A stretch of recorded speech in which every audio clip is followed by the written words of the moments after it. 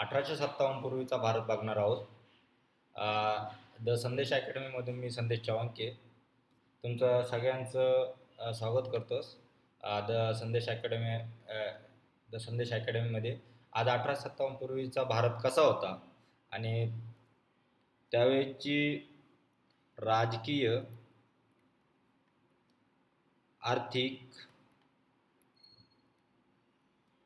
आणि सामाजिक परिस्थिती कशी होती ते पण आपण बघणार आहोत. आपला पहिला टॉपिक्स आहे राजकीय स्थिती. राजकीय स्थिती काय होती? 1857 पूर्वीची राजकीय स्थिती काय होती? 1857 पूर्वी राजकीय स्थितीमध्ये मुघल साम्राज्य होतं. ओके, मुघल साम्राज्य. दुसरं, ब्रिटिश ईस्ट इंडिया कंपनी स्थापन झाली होती आणि मुघल साम्राज्य 1707 मध्ये औरंगजेब जेव्हा मेला तेव्हापासून 50 वर्षाच्या काळात 8 मुघल बादशाह येऊन गेले. त्यामुळे मुघल साम्राज्याची जी काही मजबूत मेढ होती ती पूर्ण कमकुवत झाली. त्यामुळं पहिला पॉईंट आहे, मुघल साम्राज्य कधी काळी बलाढ्य असलेले मुघल साम्राज्य 18व्या शतकात उत्तरार्धात कमकुवत झालं होतं आणि बहादूरशाह जफर हा दिल्लीत मुघल बादशाह फक्त नावापुरता राहिला होता. कोणता राजा? बहादूरशाह जफर. दुसरं, east India company. British east India company म्हणजे ईस्ट इंडिया कंपनी म्हणजे ब्रिटिश राज्याची आलेली होती ती ईस्ट कंपनी. बहुतेक भागावर खाजगी कंपनीने इंग्रजांनी नियंत्रण मिळवले होते. त्यात अनेक प्रांत लढाई किंवा कराराने जिंकले होते. स्वतंत्र संस्थानं कोण कोण होते त्यावेळेस? मुघल साम्राज्याकडून त्यावेळेस हैदराबाद झालेलं होतं, म्हैसूर झालेलं होतं, ओढ झाला होता, मराठा राज्य झालेलं होतं. यासारखे अनेक प्रांत होते, पण त्यांच्यावर ब्रिटिशांचा प्रभाव होता.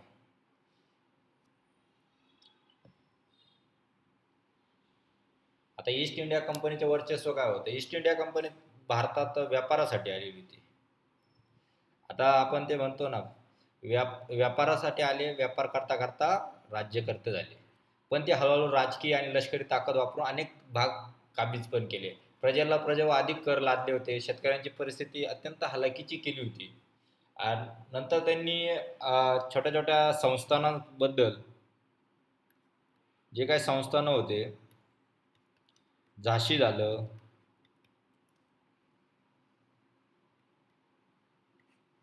अवध झालं, अशा अत्यंत जेवढे रियासती होत्या तेवढ्या प्रत्येक खाली करत गेले. म्हणजे डॉक्टरन लॅब्स खालसा नीती लॅब्स ऑफ नीती अवलंबून केले. म्हणजे वापरून मुलगा नसलेल्या संस्थांना ब्रिटिश आपल्या साम्राज्यात विलीन करत होते. आपण लॅब्स ऑफ नीतीचं एक सेपरेट टॉपिक बघणार आहोत. त्यामुळं आता आपण फक्त लॅब्स ऑफ नीती म्हणजे आपल्याला स्वतःचा मुलगा नसून दुसरा दत्तक घेतलेला मुलगा असला तरी पण ते साम्राज्य विलीन केलं जात होतं. आणि सामाजिक आणि आर्थिक स्थिती. भारताची अर्थव्यवस्था प्रामुख्याने शेतीवर आधारित होती. आज पण आपला भारत देश सगळ्यात जास्त कृषी प्रधान मानला जातो. ओके, म्हणून तेव्हा पण आपली शेती, आपला अर्थव्यवस्था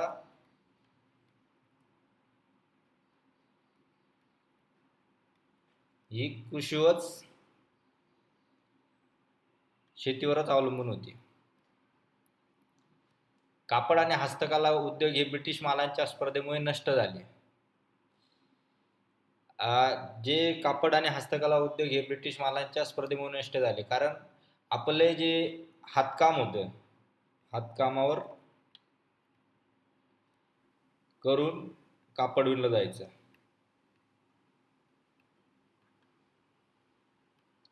पण ते ब्रिटिश इंग्लंडमध्ये जी औद्योगिक क्रांती आल्यामुळे, मशिनरी स्थापित झाल्यामुळं तिकडं कापड हस्तकला आणि ते करण्यात सोपं जात होतं. त्यामुळे ते ब्रिटिश लोक जो माल होता तो माल स्वस्त दरात विकत होता. त्यामुळे कापड आणि हस्तकला उद्योग या ब्रिटिशांच्या मालाच्या स्पर्धेमुळे नष्ट झाले. जमीनदारी व्यवस्था आणि महसूल वसुलीच्या चुकीच्या पद्धतीमुळे शेतकऱ्यांचे जीवन दुःखद झाले. नंतर 14 पॉईंट आहे, अनेक दुष्काळी आणि महागाई यांच्यामुळे सामान्य लोकांचे हाल झाले. सामाजिक सुधारणा काय केल्या आता ब्रिटिश असतात. सामाजिक सुधारणामध्ये सतीप्रथा बंद केली. सतीप्रथा बंद केली ती कधी 1829 मध्ये, ते राममोहन राय यांच्या प्रयत्नामुळे. विधवा पुनर्विवाह कायदा आला 1856 मध्ये, पण याला काही समाजसाधकांनी विरोध केला. इंग्रजांनी पाश्चात्य शिक्षण आणि इंग्रजी भाषा शिकवायला सुरुवात केली. या सगळ्या गोष्टींचा भारतीय धार्मिक आणि सांस्कृतिक भावनांना धक्का देत होत्या. पुढला 1857 पूर्वी कोणकोणते उठाव झाले? इंग्रजांच्या विरोधात स्थानिक पातळीवर अनेक बंड झाले.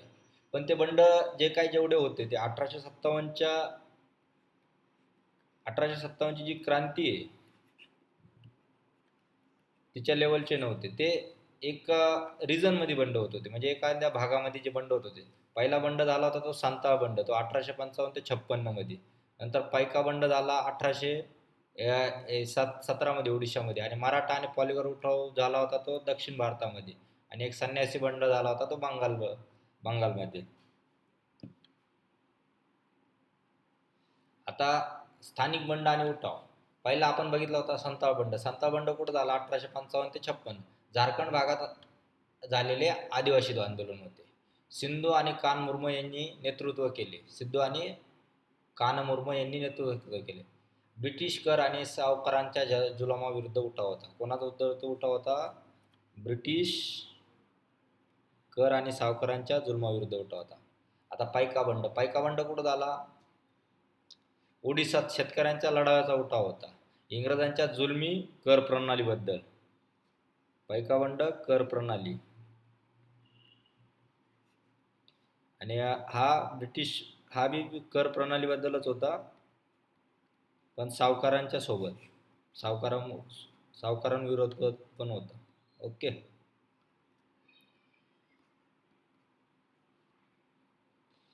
नंतर सत्तीर आणि संत फकीरा आणि मराठा शीख बंड, हे बंड स्थानिक स्वरूपाचे होते. त्यातून असंतोष स्पष्ट होत होता. आता संताळ बंड कोण होते? संताळ ही एक आदिवासी समुदाय आहे आपल्या भारतामध्ये. तो आदिवासी समाज आता सध्या झारखंडात आहे. झारखंड राज्य आहे, बिहार आहे, बंगाल आहे आणि उडीसामध्ये या भागात राहणारे आदिवासी समुदाय आहेत. बंड यांनी का केले? ब्रिटिश जमीनदार, सावकार आणि महसूल अधिकारी यांनी संताळांच्या जमिनी हडपल्या आणि जबरदस्तीने कर लादले. या अन्यायाविरुद्ध संताळ समाजाने बंड पुकारला. आता नेते कोण होते? सिद्धू आणि कानू मुर्मू ही भावंड संताळ बंडाचे प्रमुख नेते होते. थोडक्यात आता सिद्धू आणि कानू मुर्मू हे भावंड होते. संताळ बंड म्हणजे आपल्याला थोडक्यात लक्षात ठेवायचं म्हणजे आपले भारत देशाचे जे उपराष्ट्रपती मॅडम आहे, त्यांचं बी सरनेम आहे जे मुर्मू आहे. त्या समाजाच्या रिलेटेडच सिंधू आणि कानू मुर्मू यांनी पण बंड केले होते. आता त्याचा परिणाम काय झाला? ब्रिटिशांनी बळाचा वापर करून हे बंड क्रूरपणे चिरडले. तरी हा उठाव आदिवासाच्या आत्मसन्मानाचा व महत्वाचा अध्याय आपण म्हणू शकतो.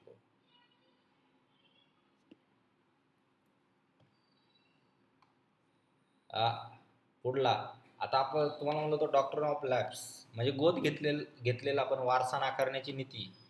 काय होती ती नीती? ब्रिटिश गव्हर्नमेंट जनरल लॉर्ड डलहौसीने मांडली होती 1848 ते 1856 मध्ये. लॉर्ड डलहौसीने राबवली होती. या धोरणानुसार जर एखाद्या संस्थानिकाला स्वतःचा नैसर्गिक वारसा किंवा सक्का मुलगा नसेल, त्याने गोद घेतलेला मुलगा वारसा म्हणून नेमला असेल, तर ब्रिटिश सरकार तो गोद घेतलेला वारसा मान्य करत नसे. थोडक्यात सांगायचं म्हणजे आपण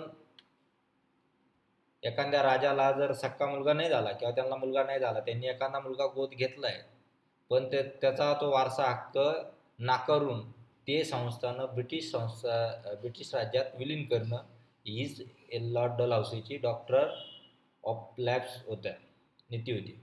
अशा वेळी प्रांत ब्रिटिश साम्राज्यात विलीन केले जात होते. कोणकोणते संस्थान बळी पडले त्याला? हा प्रश्न येऊ शकता. कोणकोणते डॉक्टर ऑफ लॅप्सच्या अंतर्गत कोणकोणते? पहिला झाशी, सातारा, नागपूर, जेतपूर, संबलपूर इत्यादी संस्थानं ब्रिटिश या नीतीने काबीज केली. यामुळे अनेक भारतीय राजे लोक रागवले आणि 1857च्या उठावाला आधार मिळाला. यामुळे अनेक राजवटींमध्ये असंतोष निर्माण झाला. लोक रागवायला लागले, म्हणजे प्रजा नाराज व्हायला लागली. आपल्या राज्याचा ते जे काय होतं ते त्याच्यात असंतोष निर्माण व्हायला लागला. त्यामुळे 1857ला थोडासा आधार मिळायला लागला.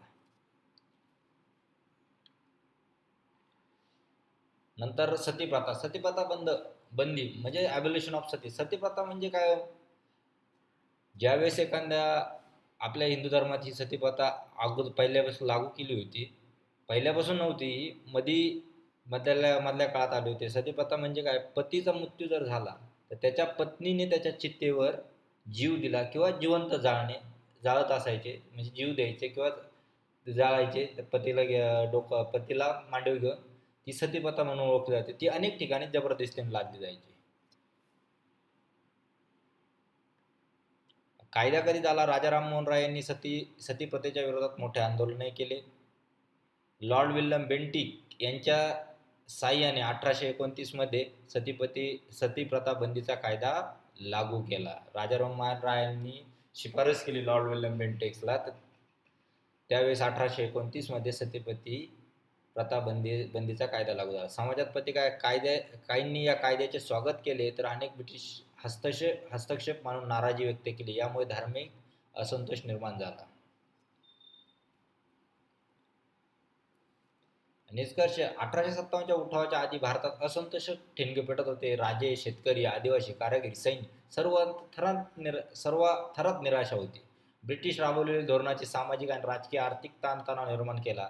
ही सगळी पार्श्वभूमी या 1800 स्वातंत्र्याच्या युद्धासाठी पोषक ठरली. आणि 1857चा उठाव हा मंगल पांडेने पहिली गोळी झाडून सुरू झाला. धन्यवाद. Thank you for watching my video. जय हिंद, जय भारत.